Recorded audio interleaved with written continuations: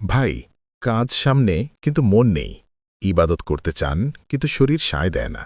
এটা কি শুধু ক্লান্তি, নাকি আত্মার এক গভীর সমস্যা? আমরা ভাবি এটা হয়তো ক্লান্তি, হয়তো সমস্যা। কিন্তু ওলামায়ে কেরাম বলেন, অনেক সময় কাজে মন না বসা অলসতা ও অক্ষমতার পরীক্ষাও হতে পারে।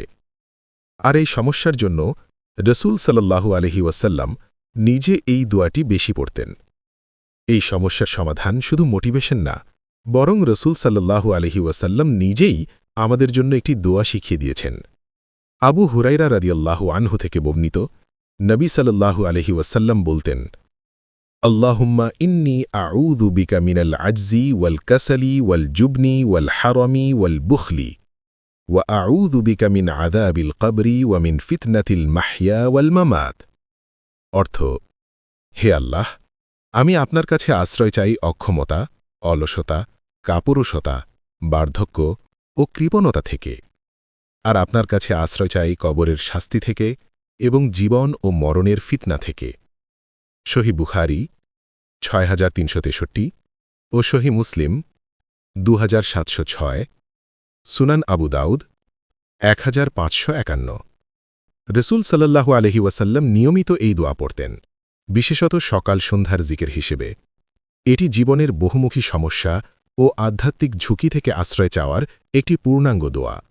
দোয়াটির শুরুতে অক্ষমতা ও অলসতা থেকে আশ্রয় চাওয়া হয়েছে, যা মানুষের ইবাদত ও দায়িত্ব পালনে প্রধান অন্তরায়।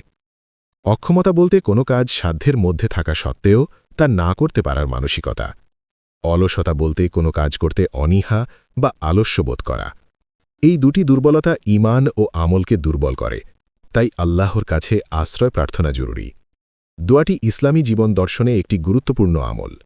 নিয়মিত এই দোয়া পড়লে আল্লাহর আশ্রয়ে জীবন পরিচালিত হয় এবং আধ্যাত্মিক ও বাস্তব জীবনের বহু সমস্যা থেকে রক্ষা পাওয়া যায়। মনে রাখবেন, কাজে মন না বসা মানে আপনি খারাপ নন। এটা পরীক্ষা, আর পরীক্ষার সমাধান আছে সুন্নাতে। আজ থেকেই এই দোয়াটি সকাল সন্ধ্যায় পড়ুন। আল্লাহ চাইলে মনও ফিরবে, শক্তিও আসবে, বরকতও হবে। হে আল্লাহ, আমাদের অক্ষমতা ও অলসতা থেকে রক্ষা করুন। আমিন।